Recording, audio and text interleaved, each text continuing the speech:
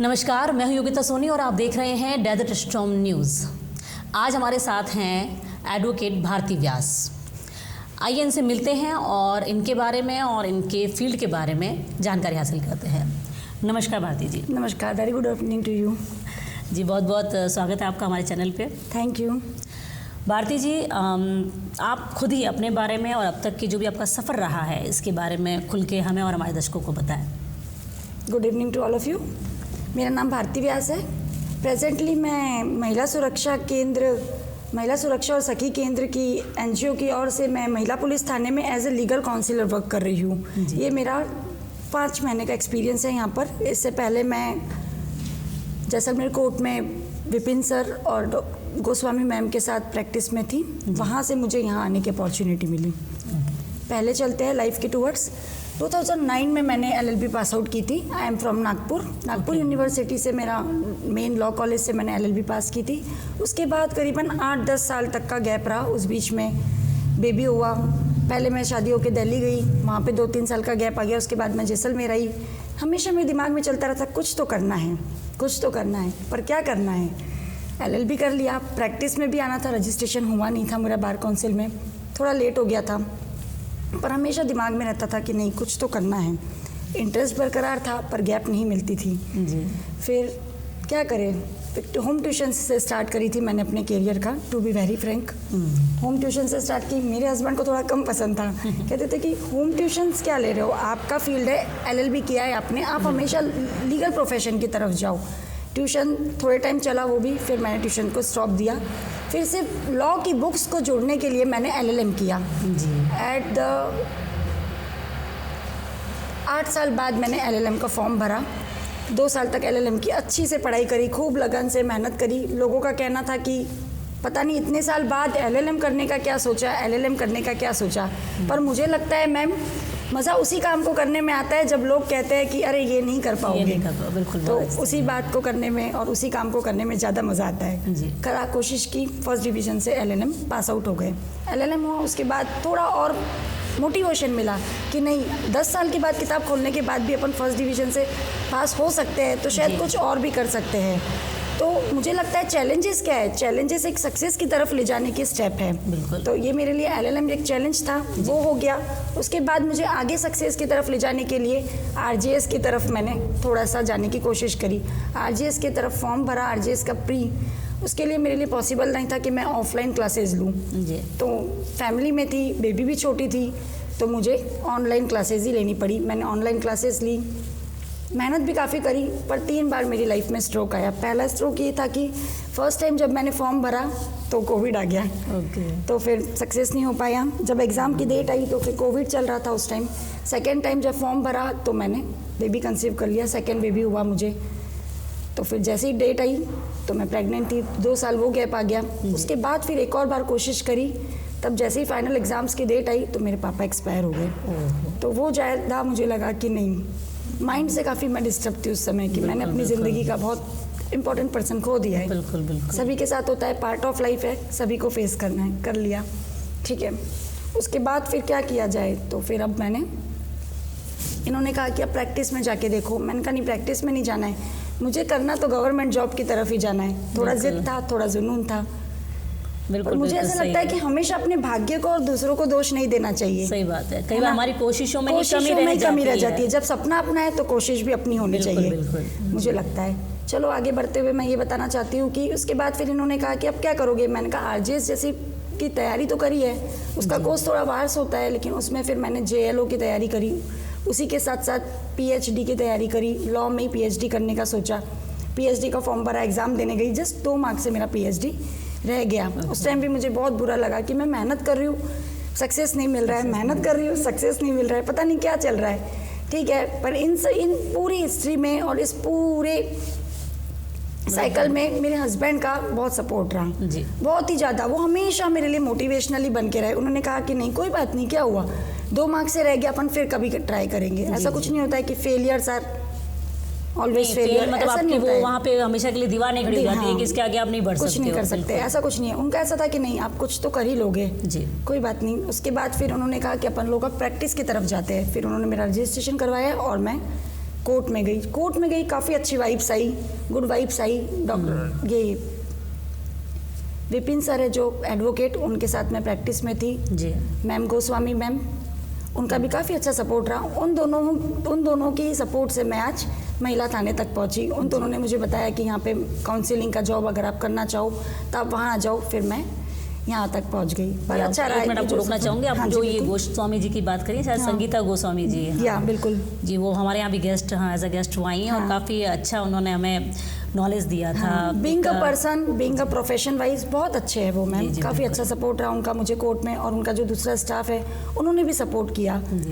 पर अब मुझे लैंग्वेज प्रॉब्लम शुरू से ही रही है। मैंने LKG से, प्री नर्सरी से लेकर मैंने इंग्लिश में ही पढ़ाई की है। तो मेरे को अभी भी लगता है कि यहाँ आने के बाद, जैसलमेर आने के बाद मुझे लगा कि नहीं, हिंदी भी इम्पोर्टेंट है लाइफ में, हिंदी में भी अच्छा कमेंट होना चाहिए। नागपुर से जैसलमेर का कैसे रहा?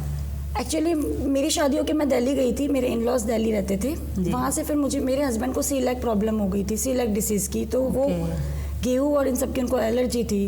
तो फिर किसी ने कहा कि आपको क्लाइमेट सूट नहीं हो रहा है तो आप इस तरफ आके देखिए, राजस्थान की तरफ। और इनके सारे ही जो ददियाल तरफ के जो भी रिलेटिव्स थे वो यहीं रहते हैं, इनके दादा, बड़े पापा, कजिन्स वगैरह सब। तो फिर हम लोग यहाँ आ गए। यहाँ आने के बाद फिर आपको बुला रहा था कुल मिला के अच्छा है, अच्छा लगा, नाइस प्लेस है, लड़कियों के लिए काफ़ी सेफ है, क्राइम्स रेट काफ़ी कम है। मैं दिल्ली रही हूँ 3 साल, वहाँ का क्राइम रेट और यहाँ का क्राइम रेट में ज़मीन आसमान का अंतर है। जी जी बिल्कुल। हाँ, फिर आगे अपनी वापस शुरू कीजिए। आपकी मतलब कहाँ तक रही थी आप, मतलब हमारी स्टोरी कहाँ तक रही थी? बस फिर मैंने आपको बताया कि मुझे सर ने और मैम ने मुझे यहाँ भेजा। अब मैं एज ए लीगल काउंसिलर महिला पुलिस थाने में जॉब कर रही हूँ। यहाँ पे महिला, जैसे कि जिस NGO का नाम ही डिनोट करता है, महिला सुरक्षा और सलाह केंद्र, यहाँ पे जब भी लेडीज़ आती है तो हम उनको अच्छी से सलाह देते हैं, उनकी सुरक्षा के लिए काफ़ी कुछ हेल्प करने की हम उनको कोशिश करते हैं। मेरे साथ एक गरिमा भाटिया है, वो सोशल काउंसिलर है और मैं एज ए लीगल काउंसिलर हूँ। मैं कानूनी तौर पे उनको अपनी राय देती हूँ, वो सामाजिक स्तर पर समझौता करने की पूरी कोशिश करते हैं। हम बस ये चाहते हैं कि आजकल हर किसी के लिए इतना अफोर्डेबल नहीं होता है कि वो कोर्ट तक जाए। बिल्कुल बिल्कुल। हर मामला कोर्ट तक नहीं जाना चाहिए। मुझे भी लगता है कभी कभी हस्बैंड वाइफ के बीच में छोटी छोटी बातों के लिए कहासुनी हो जाती है। तो उन कहासुनी को एक बड़ा सा मामला नहीं बनाना चाहिए। छोटी सी बात है, छोटे तौर पे अगर निपट जाए तो वेल एंड बेस्ट है। कई वजह से कुछ चीज़ें बातों से ही सुलझ जाती है। हाँ, और काउंसलिंग का मुझे लगता है लाइफ में बहुत फ़र्क पड़ता है। बहुत सारे केसेस ऐसे आए जो, नहीं, लड़कियां एकदम जोश में आती थी कि नहीं अब तो हम जाएंगे ही नहीं, तलाक तो लेना ही है, ये तो ऐसा है, ये तो वैसा है। लेकिन कोशिश करके हमने बहुत सारे, टच वुड, तारीफ की बात नहीं है, पर जब से हम लोगों ने काउंसलिंग स्टार्ट करी है एक ही FIR हुआ है जी। हम लोगों ने काफ़ी सारे मामलों को काउंसलिंग के थ्रू ही निस्तारण की ओर पहुंचाया है। अच्छा एक्सपीरियंस है, अच्छा लगता है। अलग अलग तरह के केसेस आते हैं, अलग अलग तरह की लेडीज़ आती है। एक दूसरे से किसी को भी किसी से कंपेयर नहीं कर सकते। हर केस में एक अपना अलग यूनिक चीज़ होती है। बिल्कुल। तो अच्छा एक्सपीरियंस होता है। जब तक हम बाहर नहीं जाएंगे, घर से बाहर नहीं निकलेंगे, हम चैलेंजेस को एक्सेप्ट कैसे करेंगे? तो मुझे लगता है कि पहले मैं हाउसवाइफ थी, अब मैं वर्किंग हूँ, तो दोनों चीज़ में काफ़ी डिफरेंस है। प्रॉब्लम्स हमेशा है, कंप्लेंट्स पता है लेडीज़ के साथ हमेशा होती है। तो जब मैं हाउसवाइफ थी तो मुझे लगता है कि मैं अपनी सेल्फ प्रायोरिटी को खो रही हूँ। पर अब मैं जब जॉब में हूँ तो मुझे लगता है क्या मैं अपना फैमिली को बेस्ट दे रही हूँ या नहीं दे रही हूँ। तो दोनों चीज़ों को अपन लोग कोऑर्डिनेट नहीं कर सकते। दोनों चीज़ों की अपनी अपनी लाइफ में इंपॉर्टेंस होती है। जैसे आपने अपनी लाइफ का जो पूरा भी बताया, इसमें जैसे जो 8 साल थे आपकी लाइफ के, जिसमें आप कुछ नहीं कर रही थी, ना स्टडी कर रही थी, ना वर्क कर रही थी, वो 8 साल आपका कैसा टाइमिंग निकला है? Not so good, not so bad. Good, better, best होता है ना, तो मैं उसे गुड भी नहीं बोलूँगी और बेटर और बेस्ट भी। मतलब स्ट्रगल चल रहा था दिमाग में यही था कि नहीं करना तो है। मैंने कहा ना कि जब मैं हाउसवाइफ थी तो मुझे लग रहा, हमेशा मेरे दिमाग में काम करते करते लगता था कि नहीं, मैं अपनी सेल्फ प्रायोरिटी को तो नहीं खो रही हूँ। बस ये दिमाग में चीज़ थी, जुनून था। तो आगे वापस सिर्फ मुझे ये था कि पढ़ना है। एक इतना बड़ा ये इनका कहना हमेशा यही था कि 5 साल तुमने लॉ को दिए, 5 ईयर कोर्स किया था मैंने, 1 साल बचाने के लिए किया था। कि एक्चुअली मैं BCom की बात करती थी तो वो 3 साल का कोर्स होता था। मैंने आफ्टर 12th 5 ईयर कोर्स किया था। तो 1 साल वहाँ मेरा बच गया था। मुझे लगता है मैंने 1 साल बचाने के चक्कर में काफ़ी साल वेस्ट कर ही दिए हैं। बिल्कुल बिल्कुल। ठीक है, देर आए दुरुस्त आए वाला था कि ये हमेशा मेरे को कहते थे कि तुम लेट हो पर लास्ट नहीं हो। ना ना, बिल्कुल सही है। कहीं आपने मतलब उस चीज़ को अपना छोड़ा नहीं। और हाँ, मुझे सपोर्ट हमेशा रहा। मेरी फैमिली का भी अच्छा सपोर्ट रहा, इन लॉज का भी काफ़ी सपोर्ट रहा। कुछ चीज़ें शायद समय का इंतजार करती हैं कि वो एक सही समय नहीं आता है तब तक वो चीज़ नहीं होती। पर ठीक है, मुझे हमेशा रिग्रेट फील होगा कि मैं लेट बहुत हो गई। कि एक आप जैसे होता है ना कि कोई चीज़ की तरफ जाती हो तो बहुत सारे फॉर्म्स होते हैं, या बहुत जगह ऐसे होता है कि एज बार दिख जाती है कि 40 के बाद आप ये नहीं कर सकते, 40 के बाद आप वो नहीं कर सकते। मैं एट द एज ऑफ 39 उन्होंने कहा यार मैं तो ये कर ही नहीं पाऊंगी, मैं तो वो कर ही नहीं पाऊंगी। तो बहुत सारी चीज़ें हैं लाइफ में जो मुझे करना है, पर मुझे लगता है कि शायद अब नहीं कर पाऊंगी। तो मुझे लगता है कि जो आज है उसे हमें कर लेना चाहिए, अपना टाइम वेस्ट नहीं करना चाहिए, आज के समय को जी लेना चाहिए। हाँ, जी लो अपनी जी लो अपनी ज़िंदगी एग्जैक्टली।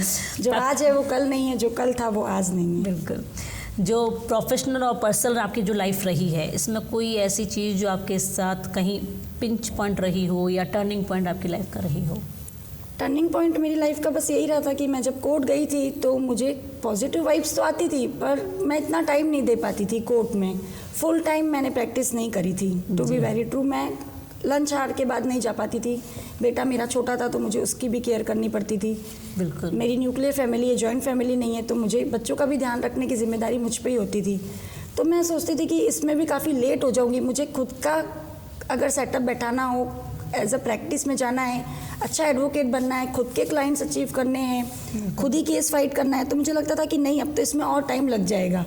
तो फिर इसी बीच में मुझे विपिन सर और गोस्वामी मैम ने कहा कि अगर आप काउंसलिंग अच्छी कर सकते हो, कम्युनिकेशन स्किल अगर आपकी अच्छी है, ड्राफ्टिंग प्लीडिंग आपका अच्छा है, अगर आप रिपोर्ट्स वगैरह अच्छी ड्राफ्ट कर सकते हो, लोगों को कन्विंस कर सकते हो, तो आप एक बार ये ट्राई करके देखिए। वहाँ वैकेंसी भी थी, इंटरव्यू दिया, लक फैक्टर ने कहीं ना कहीं साथ दिया, सिलेक्शन हो गया।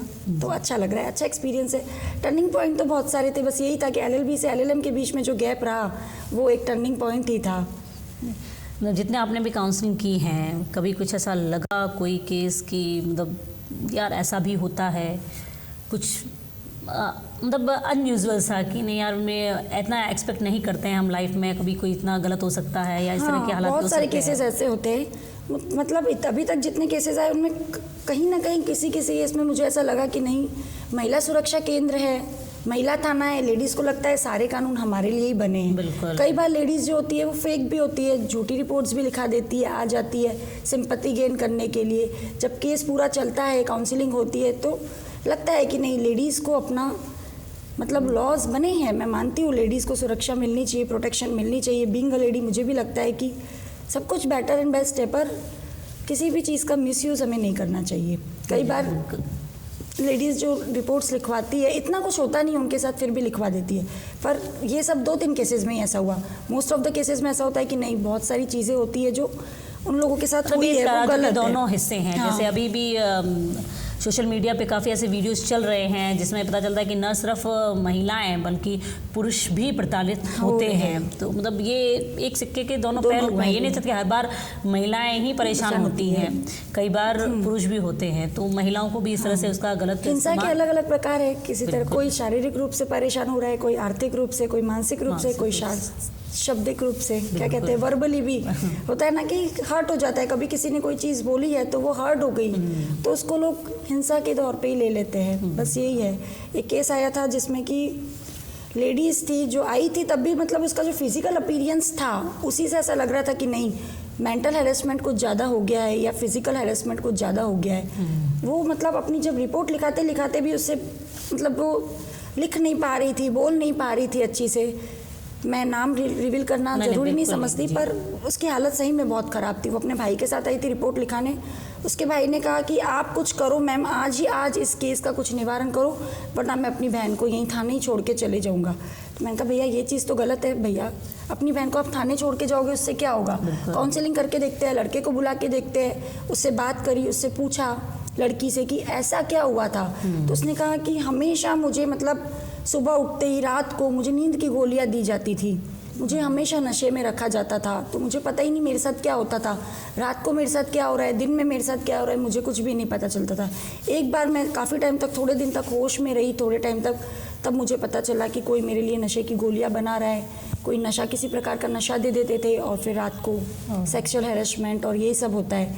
तो मुझे लगा कि नहीं, ज़बरदस्ती भी किसी लड़की को फिर उसी बंदे के साथ भेजना सही नहीं है, पनिशमेंट तो होनी चाहिए। बिल्कुल। तो बस ये है कि गलत नहीं होना चाहिए। नहीं बिल्कुल सही, ना गलत होना चाहिए, ना गलत रिपोर्ट भी लिखवानी चाहिए। दोनों बात है। एक्चुअली क्या है, कानून क्या है? कानून तो वही है ना कि सत्य का साथ देना चाहिए, सुरक्षा के लिए सत्य का साथ देना चाहिए। एक्चुअली बस वही है। तो हमें जो लगता है कि नहीं सही जो है उस पे हम लोग ज़्यादा रिपोर्टिंग करते हैं और केस को उस तरफ से ज़्यादा। जी जी नहीं भारती जी, आपने बहुत ही अच्छी हमें जानकारी दी है अपने जीवन को लेके, अपनी प्रोफेशनल लाइफ को लेके। आप हमारे चैनल के थ्रू अगर हमारे दर्शकों को कोई मैसेज देना चाहें तो प्लीज़। ओके, मुझे लगता है कि महिलाओं के साथ जो अत्याचार हो रहा है और जो हिंसा हो रही है उसे रोकने के लिए हमें एकजुट होकर कुछ करना चाहिए। पूरे समाज को एक होना चाहिए, हमें गवर्नमेंट का सपोर्ट करना चाहिए। ऐसा नहीं होता कि एक आदमी, टीम वर्क है, सभी को एकत्रित होकर किसी काम को करेंगे। कोई छोटा फंक्शन हो, कोई बर्थडे हो, कुछ भी हो, किसी एक के करने से नहीं होता है। जी। क्रिकेट भी सभी लोग खेलते हैं तभी होता है। और जो जुनून है वो अपने साथ होना ही चाहिए। मुझे लगता है कि टीम वर्क करके सभी को एक प्रॉब्लम का सोल्यूशन निकाल सकते हैं। किसी कोई एक इस प्रॉब्लम का सॉल्यूशन नहीं निकाल सकता है। हिंसा है जो उसे रोकना भी चाहिए। जी, बस अपनी बात को मतलब आगे रखना चाहिए। जब तक हम 1 से 2 दिन बात करेंगे तब कहीं ना कहीं हमारी बात का सोल्यूशन भी निकलेगा। और घर में बैठने से हिंसा को सहन नहीं करनी चाहिए, बाहर आना चाहिए, रिपोर्ट करना चाहिए। महिला सुरक्षा बहुत सारे सेंटर है, वहाँ आ जाओ। पुलिस स्टेशन, तो सरकार ने बहुत सारे विकल्प रखे हुए हैं हमारे लिए कि हम और पुलिस है वो काफ़ी सपोर्टिव सेक्टर है। गवर्नमेंट ने बहुत सारी योजनाएं निकाली है महिलाओं के लिए। थोड़ा सा हमें नोन होना चाहिए, फेमिलियर होना चाहिए, फ़ोन का प्रॉपर यूज़ करना चाहिए, मिसयूज़ नहीं करना चाहिए। हाँ, नॉट ओनली रील्स। इसीलिए हेल्पलाइन नंबर्स होते हैं जो उसका यूज़ करना चाहिए। साइबर क्राइम के लिए जो हेल्पलाइन नंबर है उसका यूज़ करें। सभी हेल्पलाइन नंबर का यूज़ करो, सॉल्यूशन तो मिल ही जाता है। प्रॉब्लम है तो सॉल्यूशन भी है मुझे लगता है। और हिंसा कभी भी सहन नहीं करनी चाहिए कुल मिला के, बस। और क्या अपना, और वो है कि अपन एक लेडी है, लेडी एक हस्बैंड के साथ जाती है तो वही है ना कि थमाया था हाथ जिसे अपना समझकर, थमाया था हाथ जिसे अपना समझकर, आज वही दुत्कार रहा है हमें बेसहारा समझकर। लेकर आते हैं हम घर पे देवी मानकर, लेकर आते हैं हम अपनी किसी लड़की को देवी मानकर, और फिर उसी देवी के साथ ये अन्याय क्यों? आखिर क्यों पुरुष ये दौरा चरित्र अपनाते हैं? इन सबको रोकना होगा, एकजुट होना होगा। थमाते हैं आप थमाते हैं अपना हाथ किसी को अपना समझकर, और वही आदमी अगर कर दे हमें बेसहारा समझकर, तो ये गलत है ना। जिसको अपन ने अपना हाथ थमाया है तो उसको अपनी लाइफ टाइम उसके साथ अच्छे से रहना चाहिए। जी जी नहीं, बिल्कुल बहुत बहुत अच्छी चीज़ कही है। एज अ जीवन साथी के तौर पे भी इन्होंने कहा है कि अगर हम किसी का हाथ थाम रहे हैं तो हमें सुख दुख में हर तरीके से उसका साथ निभाना भी हमारी जिम्मेदारी हो जाता है। अपना समय देने के लिए बहुत बहुत धन्यवाद भारती जी।